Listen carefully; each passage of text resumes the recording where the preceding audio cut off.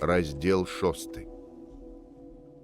Скончыўся месяц траў, адквітнеў за ім месяц кветак. Аднесла ветрам арэхавы пылок, згінула да наступных надзей і новай вясны вампір трава, адышлі пярэста-зялёныя капыцікі Марыінай асліхі падалешнікі. Прыйшоў пчаліны касазвонны месяц цвету ліп. Усё мянялася, нішто не мянялася толькі ў Загоршчыне. І вось аднойчы, прачнуўшыся пазней звычайнага ад прыглушанага звону гадзіннікаў, Алесь адчуў, што нешта не так. Не ўвайшоў фельдбаух, не з'явілася ў дзвярах хмурнаватае аблічча добрага кірдуна. І хлопец на нейкую хвіліну адчуў сябе самотным і пакінутым на волю лёсу. Толькі на адну хвіліну, бо ў наступны момант ён успомніў, што прыйшоў той дзень, і з ім, магчыма, нейкая воля, магчымасць быць хоць трошкі гаспадаром самому сабе.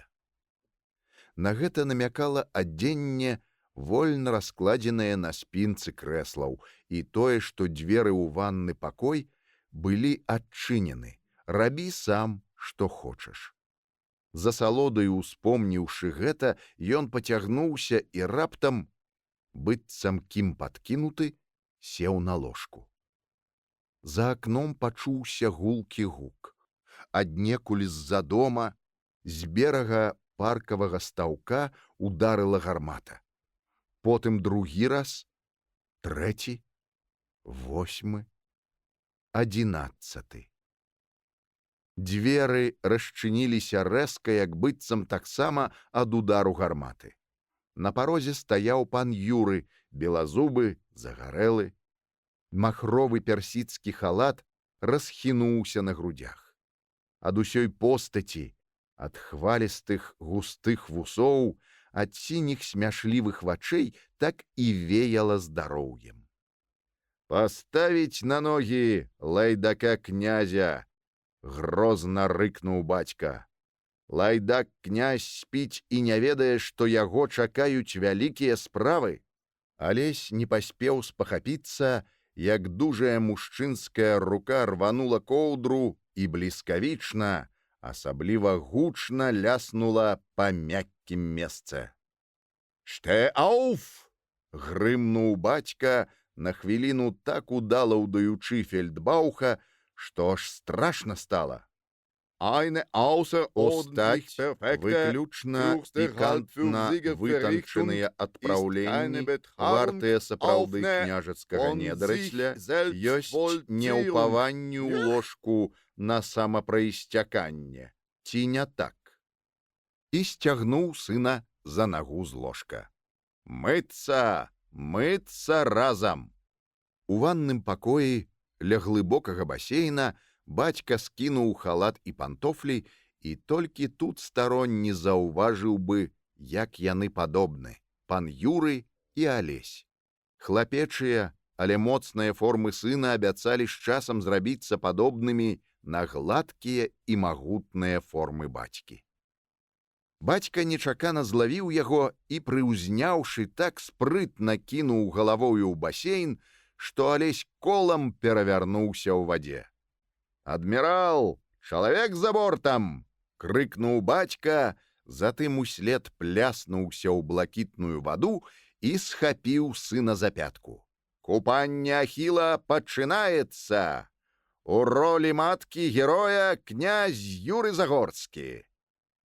Пасля купання яны апрануліся ў суседнім пакоі, і гэта было вельмі падобна на маскарад, бо абодва апранулі ўзверх батыставых сарочак з карункавай грудзінай і вузкіх нагавіц да калень яшчэ і шырокае мясцовае адзенне, што чакала дзесяцігоддзямі падобных выпадкаў, лежачы ў скрынях паміж лісцяў дарагога турэцкага тытуню.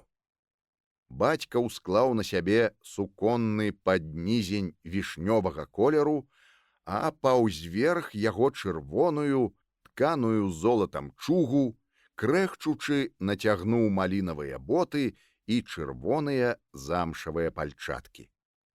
Потым сын памог яму абкруціць вакол таліі залататканы слуцкі пояс.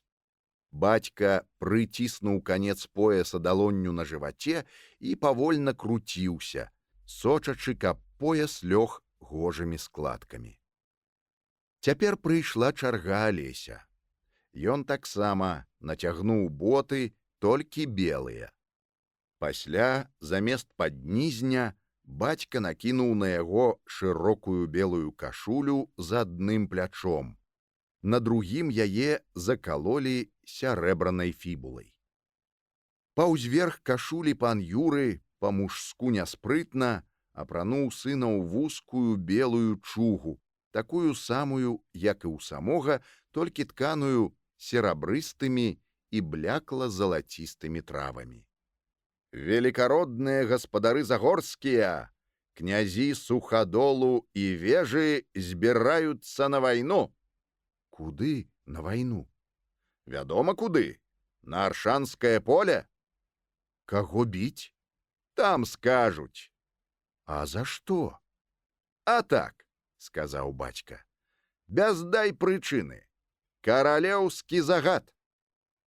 Святочныя яны выйшлі на тэрасу, дзе іх чакала маці з маленькім Вацлавам, гувернёры і некалькі слуг на чале з кірдуном. Маці і Вацлаў былі ў звычайных святочных адзеннях з белага індыйскага мусліну і карункаў. Герфельдбаух у сурдуце, месье Жано у зграбным чорным фраку. Затое слугі, падобна гаспадару з сынам, былі таксама у старой паюцкай вопратцы. Маці прывіталася з сынам і стала за мужчынамі. Усе пачалі спускацца з тэрасы. Алесь ішоў, апусціўшы вочы, калі раптам нешта неўсвядомленае прымусіла радасна задрыжаць яго веі. Ён ускінуўся. Перад ганкам стаялі ў святочных уборах кагуты. Міхал, дзед Даніла, Андрэй, Кандрат, Павал, Юрась. Толькі Марылі не было, ды старэйшага Стафана. Кінуўся быў да іх, бацькава рука ўладна сціснула плячо. Кагуты стаялі моўчкі. Ніхто з іх не глядзеў на пана Юрыя, толькі на Алеся глядзелі ўсе. І Алесь, адчуваючы амаль фізічны боль у сэрцы, ішоў да іх. Толькі наблізіўшыся, ён убачыў, як моцна яны цяпер адрозніваюцца ад яго, які высахла белы стары Даніла, якая ссутуленая, прыгнутая цяжарам зямлі спіна ў Міхала, якія нязграбныя рухі ў сыноў, быццам спуджаных святочнай вопраткай і дзівоснымі абставінамі. Усе яны хавалі вочы. Толькі Паўлюк здзіўлена і нават неяк адчужана глядзеў на паніча. Кірдун з аброццю на плячы зайшоў перад панамі і стаў твар у твар з Міхалам. Ён працягнуў адзін канец аброці Міхалу, другі пану Юрыю. «Дзе тая аброць, на якой ты вадзіў гэтага стрыгуна?» — спытаў халява. «Вось!» — паспешлівыя пальцы Міхала выцягнулі з-за спіны сырамятную цёмную аброць. Кірдун узяў і працягнуў другі канец гэтай аброці пану Юрыю. Так яны і стаялі, злучаныя дзвюма аброцямі, мужык і пан. Цяпер гаварыў Юры. «Ці спаў ён пад тваёй страхой, дядька Міхал?» «Спаў, як і сыны». «На табе залаты на новую страху. Дай жмут саломы са страхой». Дед Даніла працягнуў пану 3 пацьмянелыя саломіны. Пакладзі іх куды трэба, Кірдун, сказаў Загорскі. Хай ляжаць, каб паніч помніў даскону дзён. Кірдун паклаў саломіны ў жалезны ларэц, які трымаў слуга. Ці абаранялі паніча твае сцены? Спытаў Загорскі. Абаранялі, як сыноў, так і яго. Дай, сказаў пан. Андрэй ступіў да паніча і выняў са скуранога вацка шчопаць сажы, тлустай сажы з хатняй сцяны. Маш, сказаў бацька, каб помніў. Калі Андрэй мазаў сажай пасму валасоў на Алесевай галаве, хлопец узняў на яго умольныя вочы. І толькі Андрэй, перахапіўшы позірк, непрыкметна для іншых усміхнуўся яму краёчкам вуснаў. Вацок з астатняй сажай таксама схавалі ў жалезны ларэц. Ці вадзіў ты яго па зямлі? Куды мы ўсе пойдзем? Спытаў бацька. Так, сказаў Міхал. Тады атрымай 30. Бацька глянуў на Алеся і паправіўся. Не, нават 48 дзесяцін. Той клін, што за лугавым. Каб табе і дзецям тваім было па якой зямлі хадзіць. Гэта зямля вызваляецца ад пабору і да веку астанецца за тваёй сям'ёй. Юрась, відаць, загадзя падрыхтаваны, стаў на калені, і Юры паклаў яму на рукі шчопаць падножнага. Ці вучыў ты майго сына быць літасцівым да жывёл, як то належыць чалавеку? Так. Тады атрымай 7 коней 2 годак і 2 каровы для жанчын. Веі ў Алеся сталі вільготнымі. Што б там ні было, а гэта яго, Алеся, прадавалі зараз. І ў гэтым было яго падабенства з другімі людзьмі ў белым. Дом твой будзе моцны, сказаў пан Юры. Пад кожную пяту твае хаты і хат сыноў ты пакладзеш па 10 рублёў, бо выхоўваў у працы і поце майго сына. 6 сыноў, 240 рублёў. Скураны мяшочак бразнуў, упаўшы паміж 2 строямі. Алесь убачыў, як Міхал згінаецца, каб падняць яго, убачыў валасы, парадзелыя ўжо на патыліцы. І толькі тут яму прыйшло ў галаву, што гэта перад ім згінаецца бацька Міхал, згінаецца так, што ружавее скура між парадзелымі валасамі. Яго заклаціла. У імгненні ён кінуўся да схіленага, сам узняў мяшочак і, прыціскаючыся да Міхала, крыкнуў перарывіста: «Што ж ты робіш? Гэта ж ганьба! Што ж ты робіш, бацька?» На тварах некаторых слуг ён заўважыў усмешкі, не так ужо і далёкія ад ценю пагарды. Але яму было ўсё адно. На хвіліну ў яго пацямнела ў вачах, а калі святло зноў разлілося перад імі, ён убачыў, што ён шчыльна сціснуты паміж Міхалам і бацькам. «Што ты, дурненькі?» — шаптаў Міхал. «Гэта ж звычай, гэта проста звычай. Не нам яго ўжо мяняць. Папрасі даравання ў пана бацькі». А бацька гладзіў яго плечы і таксама шаптаў: «Ты ўжо даруй, сыне. Хто ведаў, што ты як дзяўчынка? Ну і нічога, ну і ўсё. Цяпер ты вольны, цяпер многае можаш рабіць. Хочаш праз тыдзень паехаць на некалькі дзён да іх? Хочаш? Ну і добра». Пасля Алеся пасадзілі на ўргу, і пан Юры павёў яго вакол маёнтка. Астатнія ішлі за ім. Бацька спыніўся на высокім урвішчы Дняпра і абвёў рукою ўсё, што вакол. «Гэта тваё», — сказаў ён. «Твая зямля і тваё неба. Помні, усё жыццё ты будзеш піць ваду з Дняпра і абмываць гэтай вадой сваіх сыноў. І адабраць гэта ў цябе не можа ні чалавек, ні Бог, ні д'ябал. Адна смерць. Кірдун падышоў да Алеся і прышчапіў да яго збройнага раменьчыка кінжал і пісталет. Потым падаў бацьку кароткі корт у срэбных з залатымі травамі похвах. Бацька стаў побач з канём і засунуў шаблю ў пятлю высокага сядла. Ты носіш добрую зброю, каб не злоўжываць ёю, і багатую вопратку, каб не ганарыцца ёю перад астатнімі.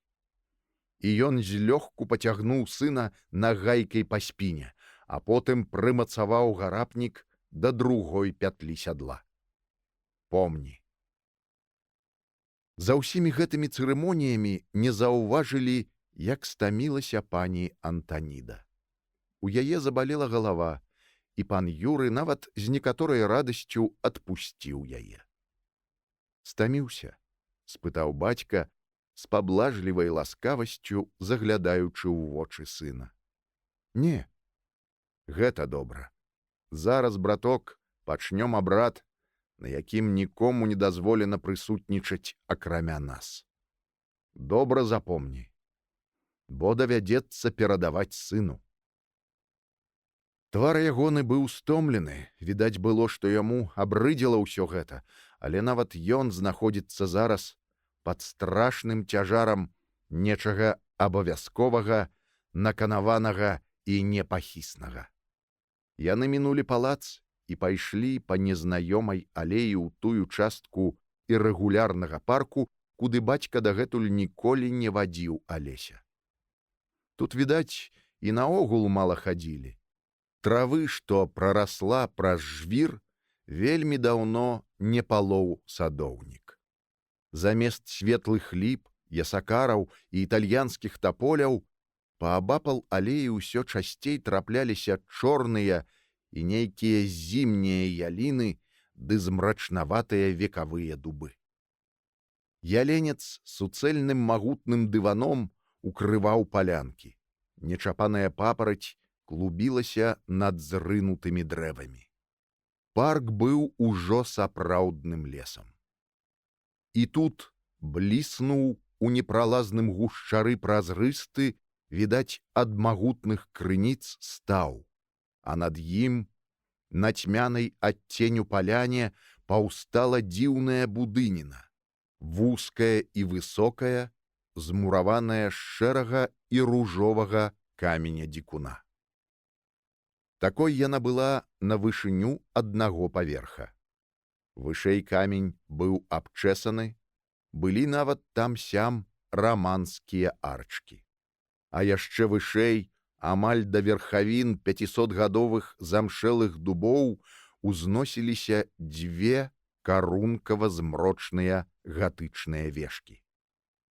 Змрачнаватая, значна большая ў вышыню, чым у даўжыню і шырыню, будыніна думала аб чымсьці, што не датычылася двух чалавек, якія зараз ішлі праз заценены луг да яе дзвярэй, і гэты яе спакой быў спакоем канца. Перад ёю у высокай траве ляжалі па крузе 7 абчасаных камянёў, а ў цэнтры круга ляжаў 8, правільна круглым заглыбленнем наверсе. «Сядай на зямлю», — сказаў пан Юры, — «і слухай».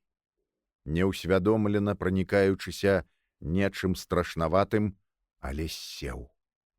«Глядзі», — сказаў бацька. На баку цэнтральнага каменя быў выбіты, няўмела парушаны ва ўсіх прапорцыях, вобраз добрага пастыра, які нясе на плячах агнца.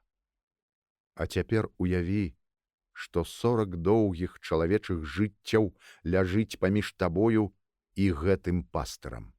40. А ты 41.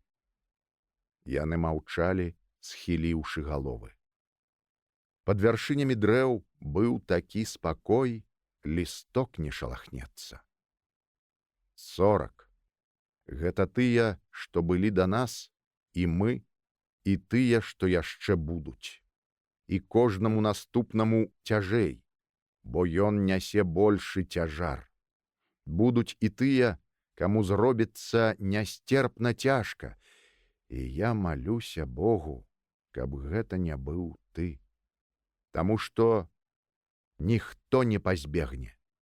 Кожны павінен будзе несці на рамёнах слабага ягоны боль і ягоную крыўду. Хто гэты слабейшы, кожны выбірае сам. Друг, вера, жанчына або яшчэ нешта, пакуль невядомае. А цяпер паглядзі, на другой грані яшчэ больш старыя рысы. Гэты маладзік — гэта серп, а гэтыя калматыя трысцінкі — каласы. Хто будзе жаць, аб гэтым маўчаць гады і маўчаць стагоддзі. Ніхто яшчэ не дадумаўся, бо той, хто іх выбіў, памёр і не скажа. Пасядзі хвіліну, сыне, падумай, або проста помаўчы. Алесь маўчаў і так. Яго краналі не словы, а проста мёртвы сон камянёў, дрэў, будыніны, якую абкружалі, сціскалі дубы. Тут было паганскае капішча, сказаў нарэшце бацька.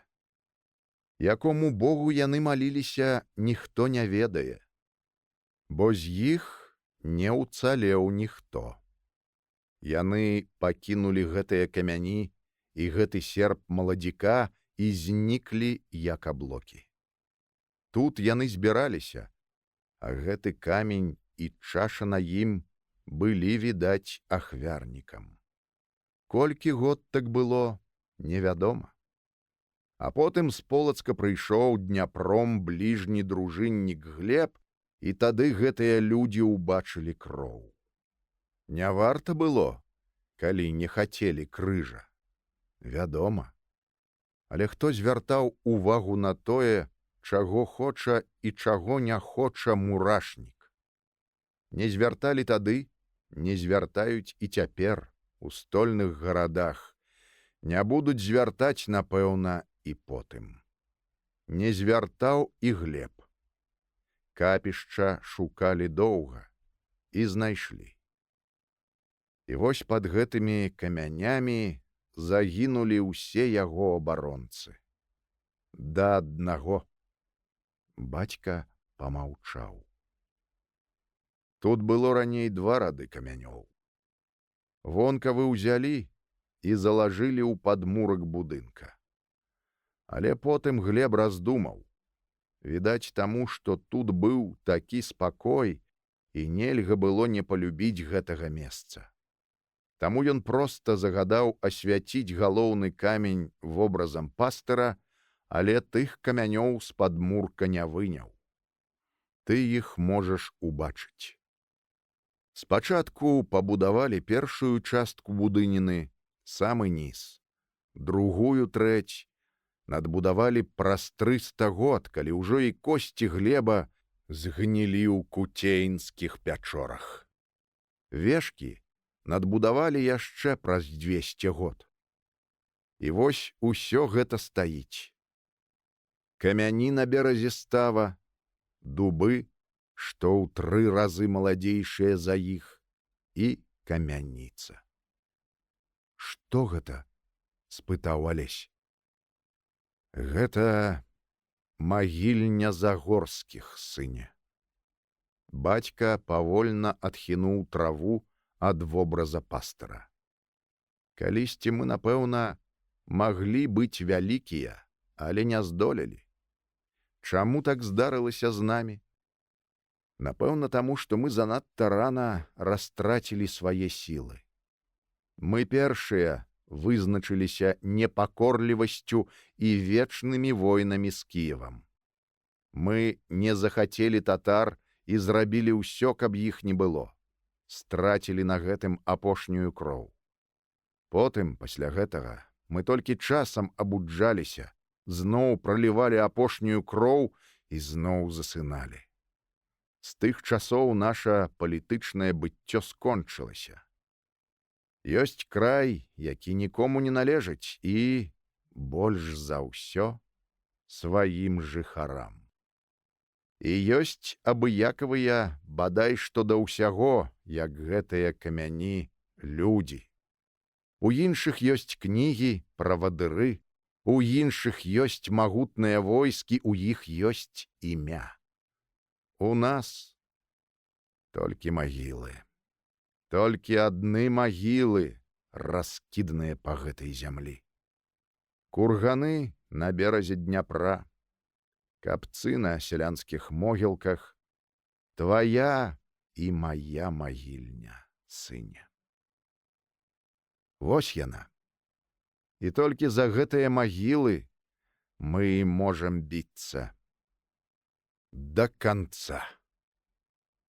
Моўчкі, быццам усё было сказана, яны пайшлі да магільні. Бацька адчыніў дзверы. У верхнім памяшканні было ціха, праз вузкія вокны лілося пыльнае святло. На сценах віселі старыя чаканы, двухручныя мячы, кальчугі. У нішах пад замком ляжалі скруткі нейкіх дакументаў, кнігі ў драўляных вокладках.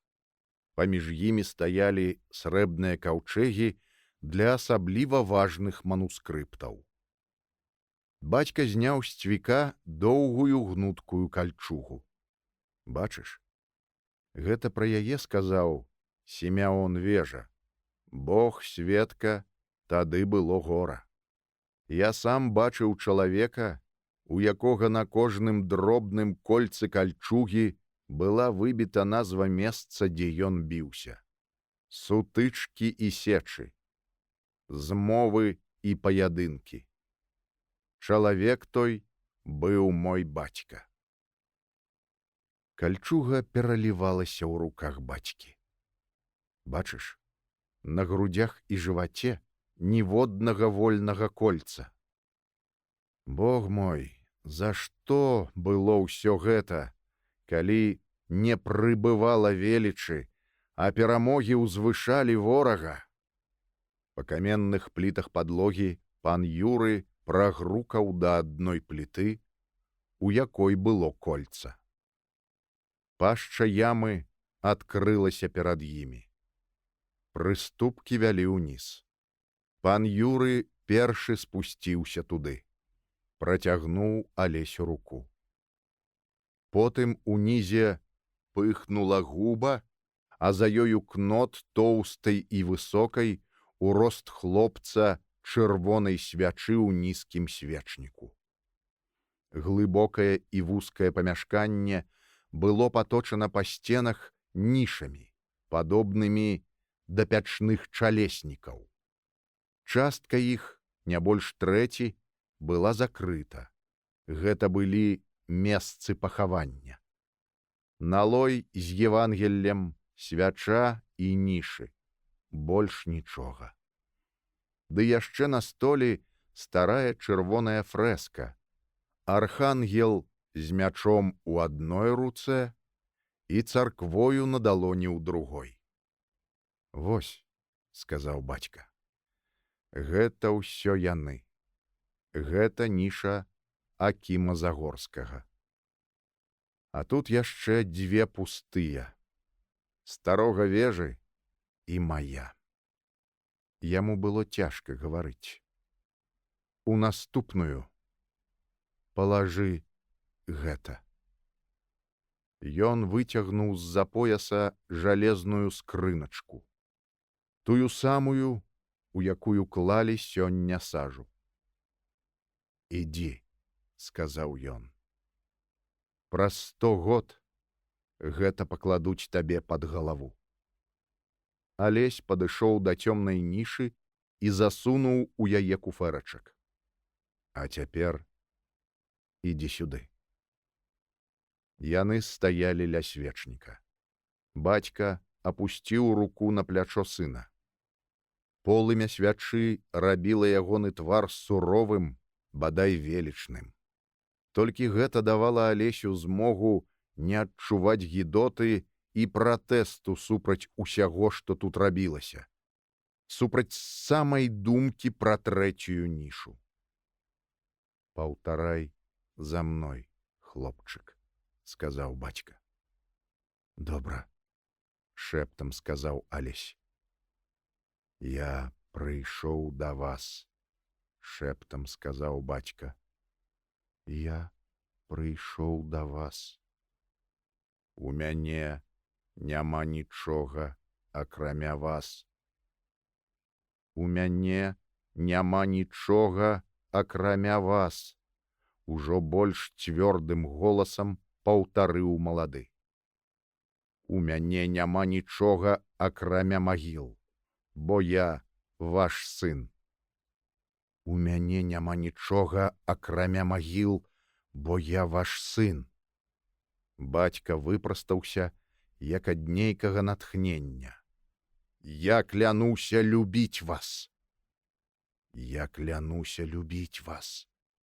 Я клянуся абараняць вашы магілы мячом і зубамі, нават калі мая магіла будзе далёка ад вас. Я клянуся далёка ад вас, бо я ўсё адно буду тут, з вамі, бо мяне нельга аддзяліць ад вас, бо я з вамі, бо мяне нельга аддзяліць ад вас, пакуль не скончыцца жывот людскі на зямлі. Пакуль не скончыцца жывот людскі на зямлі. Аман. Аман.